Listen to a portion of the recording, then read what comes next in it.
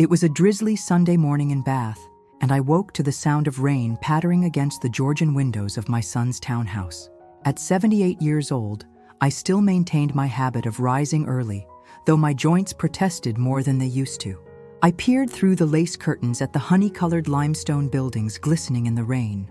The circus was quiet, save for a few early joggers and the occasional neighbor walking their spaniel.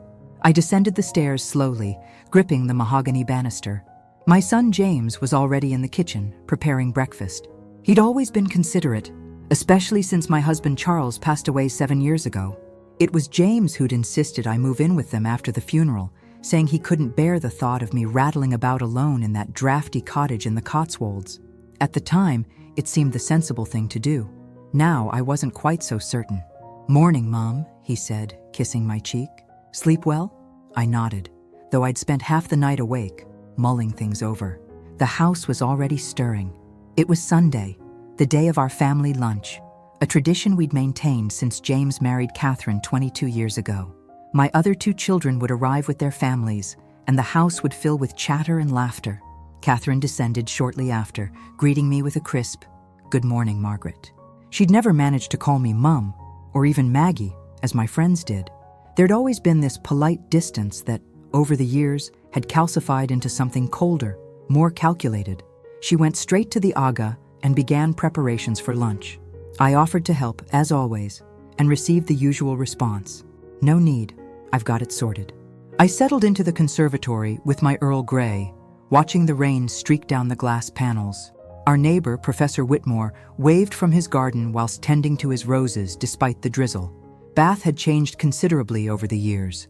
When I'd first visited from Chipping Campden, the city still had a different charm.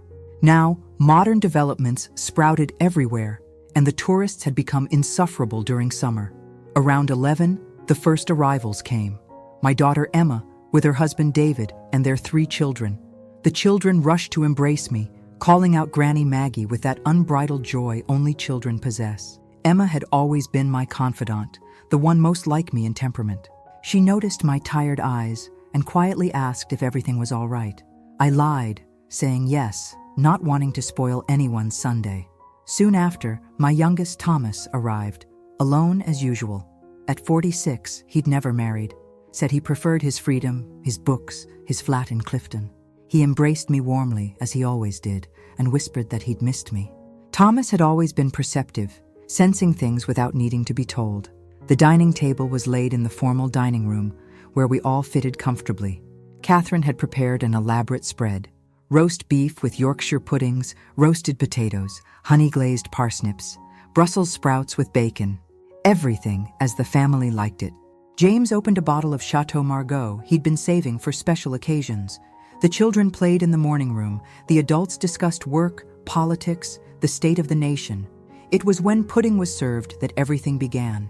Catherine had made a trifle, my recipe, the one I'd taught her years ago.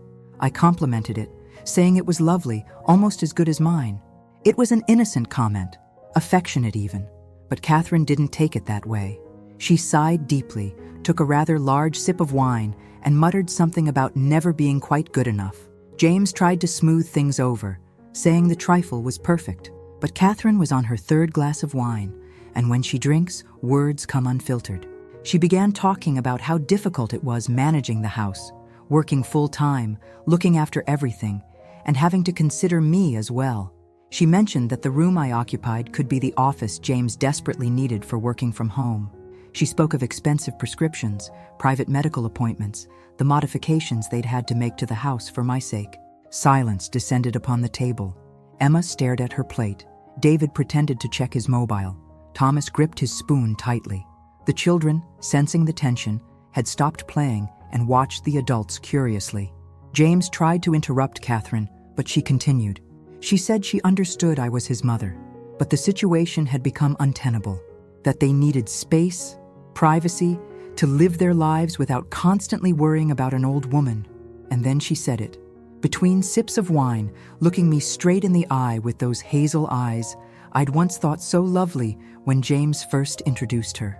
"You're dead weight in this house, Margaret. Dead weight who doesn't realize she's no longer welcome." The sound of Thomas's spoon clattering onto his plate echoed through the dining room. Emma gasped, bringing her hand to her mouth. James turned scarlet, but not from embarrassment, from anger. He stood abruptly, his chair scraping against the parquet floor. "Catherine, for God's sake, what are you saying?" She didn't even flinch. She sat there, serene, as if she'd merely commented on the weather. I remained seated, hands folded in my lap, looking at this woman who'd shared my son's bed for 22 years. I felt no anger, no sadness in that moment. I felt pity. Pity for her, who didn't know what she was doing. Pity for my son, torn between mother and wife. Pity for my grandchildren, witnesses to this grotesque scene. I rose slowly, with the dignity my parents had taught me in Chipping Campden, where I was born and raised. I went to the study, where the antique bureau I'd brought from my cottage stood. I opened the drawer and retrieved a brown envelope, sealed, with a solicitor's stamp. I returned to the dining room, where everyone remained frozen in their positions, like a photograph. I sat down again and placed the envelope on the table. Catherine watched me with a mixture of curiosity and disdain. James tried to speak, but I raised my hand, requesting silence. I had something important to share with the family. "You know I lost Charles 7 years ago," I began, my voice surprisingly steady. "What you don't know is that Charles left me rather well provided for. Rather well indeed. Besides the cottage in Chipping Campden, which I sold when I moved here, he had investments, shares, 3 properties in London, one in Belgravia, one in Notting Hill, one in Chelsea." I saw Catherine's eyes widen slightly. I continued. "6 months ago, I visited a solicitor. Mr. Pemberton, perhaps you know him. He has chambers in Queen Square. I've rewritten my will. It's all here, authenticated and witnessed." I opened the envelope and withdrew the document, the pages bound with the official seal. I began to read aloud, clearly, each word hanging in the air of the dining room. "I, Margaret Ann Thornton, being of sound mind and body, declare the following testamentary dispositions. First, regarding property. The 3 London properties, valued collectively at £8 million, shall be divided equally between my children Emma and Thomas." I paused, looking at James. He'd gone pale, his mouth slightly open. Catherine had set down her wine glass, her hands trembling slightly. I continued reading. "Second, regarding investments and financial holdings, currently valued at £4 million, these shall be left entirely to my grandchildren, in equal parts, to be accessed when they reach 25 years of age. Third, regarding family jewelry, including my mother's diamond ring, the pearl necklace from my wedding, and the sapphire earrings Charles gave me for our 30th anniversary, these shall go to Emma, on condition they remain in the family." James finally found his voice. "Mum, what about me?" His voice was a hoarse whisper. I looked at my son with all the tenderness a mother can have for her child. "For you, James, my firstborn, I leave something special. Your father's complete collection of rare first editions, which I know you've always admired. And I also leave you some advice.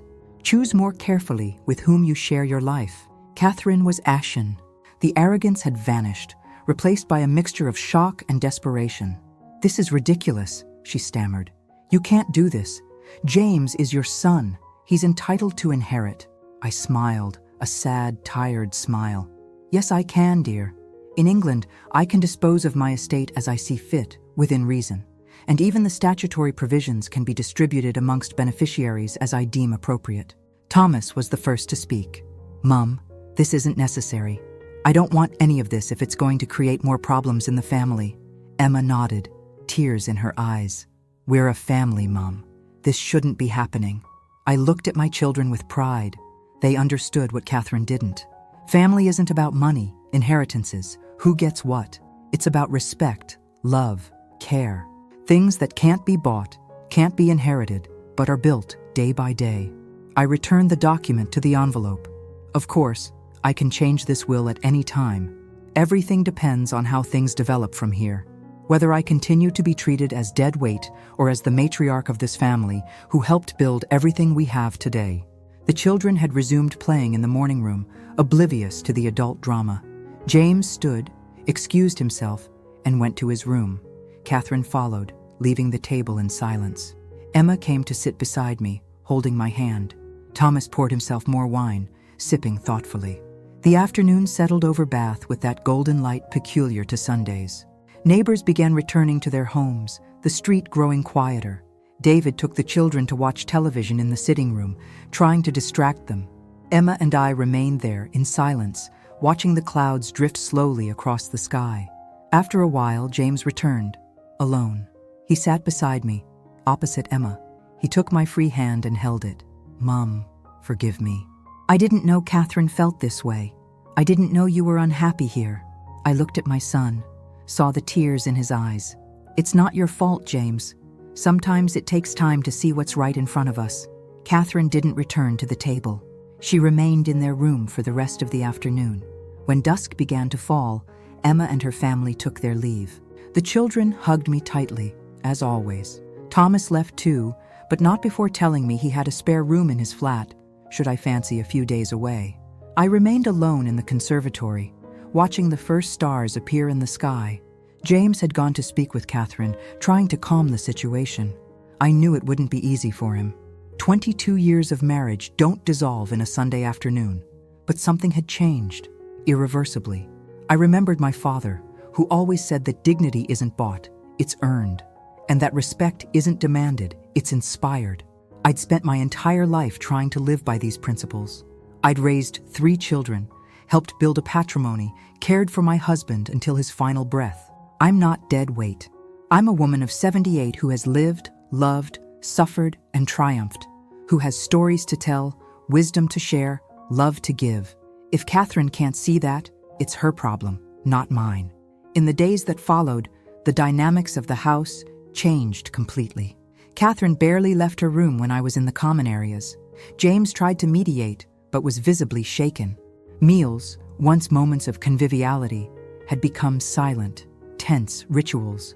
A week later, on a rainy Tuesday, James came to speak with me. He had dark circles under his eyes, hadn't shaved.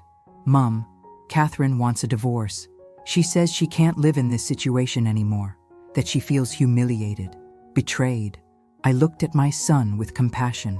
"And you, James? What do you want?" He took time to answer. When he finally spoke, his voice was emotional.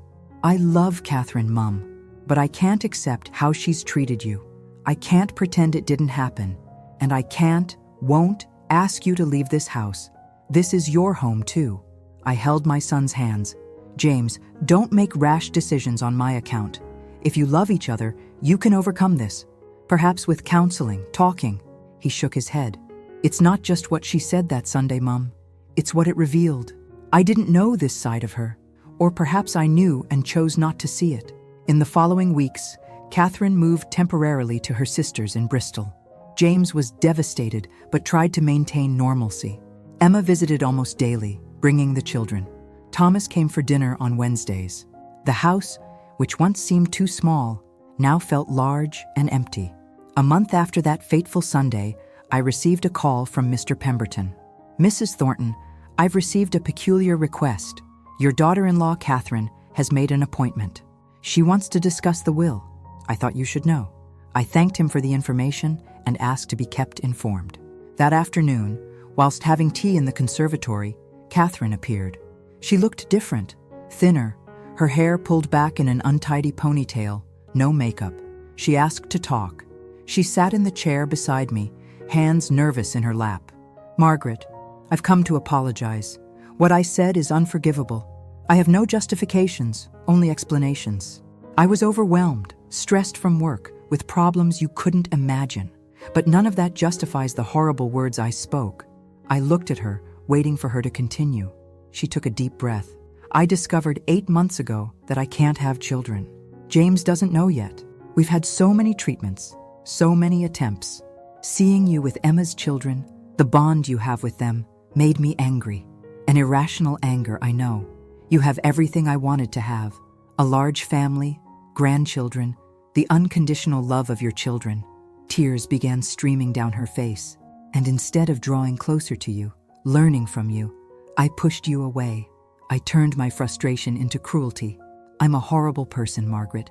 James deserves someone better." I remained silent for a moment, processing this revelation. Then I did something that surprised even me. I stood and embraced her. Catherine burst into sobs, clinging to me like a lost child.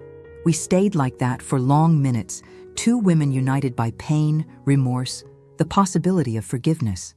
Catherine, you're not horrible. You're suffering. We all say things we regret when we're in pain. She looked at me, eyes red and swollen. How can you forgive me after what I said? I smiled, a genuine smile this time, because I was once a daughter-in-law too, and I also said things I regretted. The difference is my mother-in-law didn't live long enough for me to ask forgiveness. We talked for hours that afternoon. About children, family, the expectations we impose on ourselves. I told her about the 5 miscarriages I'd had before managing to have James, about the fear of not being a good mother, a good wife, about how motherhood doesn't define a woman, it merely adds another dimension to her existence. When James returned from work, he found us in the kitchen, preparing dinner together. He stood in the doorway, not believing what he saw. Catherine went to him, took his hands, and said they needed to talk. She had many things to tell him. I left them alone and went to my room, giving them privacy. That night, lying in my bed, listening to the sound of rain that had resumed falling, I thought about how life takes turns, how a moment of explosion can reveal hidden truths, unconfessed pains, unconfronted fears. The dead weight Catherine saw in me was, in reality, the weight she carried within herself. In the subsequent weeks, things slowly mended. Catherine returned home. She and James began couples therapy. She also started individual therapy to address the infertility issue. Living together still had tense moments, but there was now a genuine effort at mutual understanding. One Saturday morning, 4 months after that traumatic Sunday, Catherine knocked on my bedroom door. She carried a tray with breakfast. "Margaret, may I call you Mom?" The question caught me by surprise. I looked at this woman who had called me dead weight and saw someone different. I saw vulnerability, I saw strength, I saw my son's wife trying to become my daughter. "You can call me Maggie," I replied. Mum is a title that's earned, not requested. But Maggie, my friends call me Maggie, and I think we can be friends, don't you think? She smiled, a shy but sincere smile. I think so too, Maggie. Breakfast that morning tasted different. We talked about trivialities, the evening news, the new Victoria sponge recipe she wanted to try. James passed by the door, saw the scene, and smiled. A smile of relief, of hope. Of course, it wasn't all roses after that. We still had arguments, misunderstandings, moments of tension. But there was now a foundation of mutual respect that hadn't existed before. Catherine learned to see me not as an intruder in her house, but as part of the family she'd chosen when marrying James. I learned to see in her not the woman who'd stolen my son, but the partner he'd chosen to share his life with all her qualities and flaws, her fears and dreams. I learned to respect her in her pain, in her struggle to accept a future different from what she'd planned. A year later, on a sunny spring afternoon, the entire family gathered again for a Sunday lunch. The table was set in the same dining room with the same white damask tablecloth, but the atmosphere was completely different. There was genuine laughter, animated conversations, children running in the garden. At pudding, yes, another trifle, made by Catherine with my supervision this time, I stood and took the brown envelope again. Everyone tensed for a moment, the memory of that Sunday still fresh. But I smiled, reassuring them. I want you all to know that yesterday I visited Mr. Pemberton. I've rewritten my will. I opened the envelope and withdrew a new document. This time I won't go into details, but I want you to know that everything is divided equally amongst my 3 children. As it always should have been. A family isn't built with threats or blackmail, but with love, respect, and understanding. James had tears in his eyes. Catherine held his hand, visibly moved as well. Emma and Thomas smiled, relieved. The children continued playing, unaware of the moment of reconciliation unfolding there. But there's a special clause, I continued, looking at Catherine. I'm leaving a specific sum for an adoption fund. So my son and my daughter-in-law, yes, my daughter-in-law, can realize their dream of being parents. Because family isn't just about blood. It's about choice, love, building something greater than ourselves together. Catherine stood and came to embrace me. This time there was no desperation, only gratitude. James joined the embrace, then Emma, Thomas, the children. There, in that dining room in Bath, With the spring sun warming our faces, we were a family. Imperfect, complex, but real.